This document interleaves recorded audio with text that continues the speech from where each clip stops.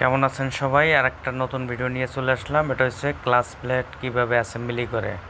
তো চলুন মূল ভিডিওতে যাই। এখন দেখেন আমি প্যাকেট খুলতে আছি, কিভাবে থাকে, কিভাবে অ্যাসেম্বলি করতে হয়, ওটাই আজকে আপনাদের দেখাবো। তো আমি বক্স থেকে দেখেন খোলার পরে ফিটিং করবো। এই যে পুরানটা দেখেন, পুরানটা খেয়ে একবার অবস্থা খারাপ হয়ে গেছে। এই দেখেন খুবই ভয়ঙ্করভাবে খেয়েছে।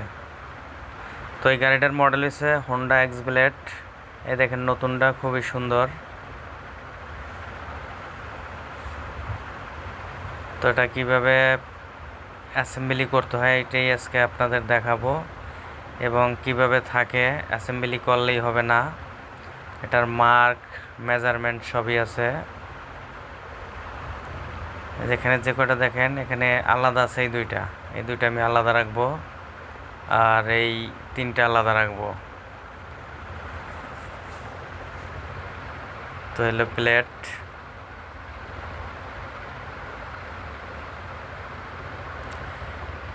এই দেখেন প্রথম যে দুইটা দেখাইছিলাম ওই দুইটাই থাকবো, এখানে মার্ক এবং লেখা থাকবো।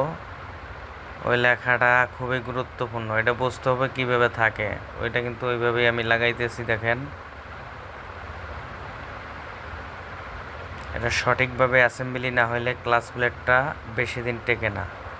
তো এটা ইঞ্জিনের একটা বিশেষ অংশ, তো ওইভাবে কাজটা করতে হবে। মার্ক মেজারমেন্ট ঠিক রেখে এটার কাজটা করতে হবে। তো আর আমাদের লোকেশনটা হচ্ছে হুন্ডার শোরুম সাভার, ঢাকা রিচা রোড, সাভার রেডিও কলোনি। তো যে কোনো সমস্যার জন্য যে কোনো সময় সমাধান। তো আমার প্রায় অ্যাসেম্বলি ক্লিয়ার। তো আমি এখন সেট করব মূল ইঞ্জিনে।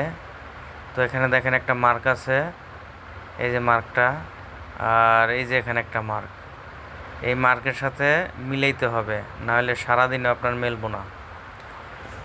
তো এরপরে আরেকটা কাজ আছে, এটাও গুরুত্বপূর্ণ।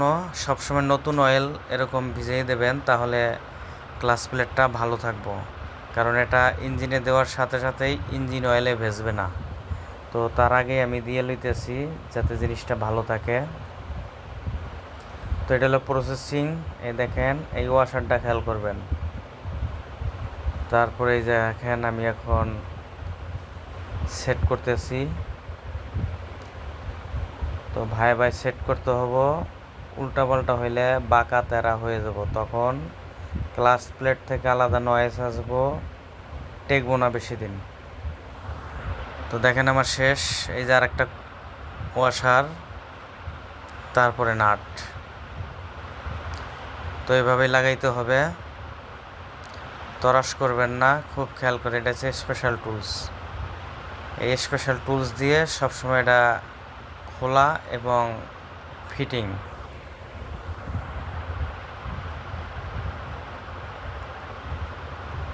তো এটা হচ্ছে আমাদের টর্ক। তো আমি এই টর্ক দিয়েই আজকে টাইটটা প্রদান করব। টর্কের অর্থ হচ্ছে টাইট বেশিও হবে না, কমও হবে না, সোজা কথা নাটের প্যাচ নষ্ট হবে না।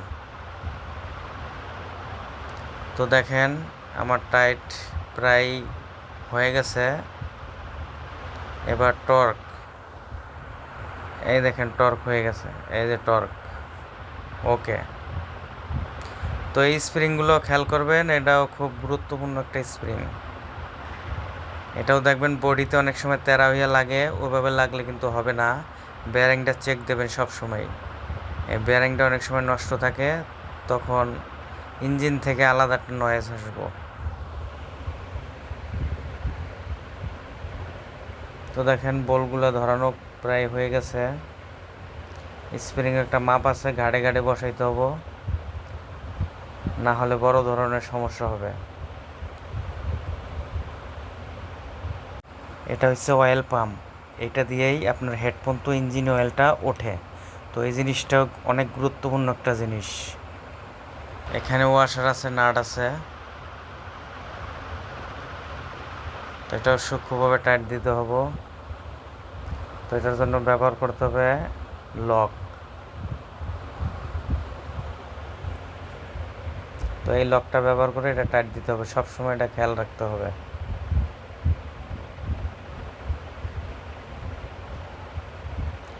তো এটাই আমরা টর্ক ব্যবহার করব।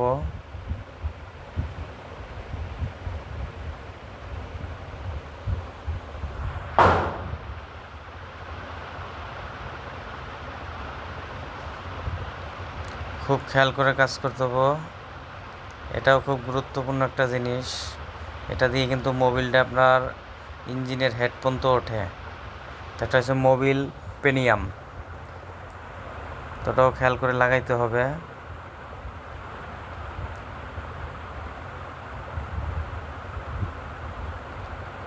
এটাও আমার সম্পূর্ণ হয়ে গেল। এই দেখেন, এই জিনিসটা সবসময় খেয়াল করবেন, এটা হচ্ছে স্কিন ফিল্টার।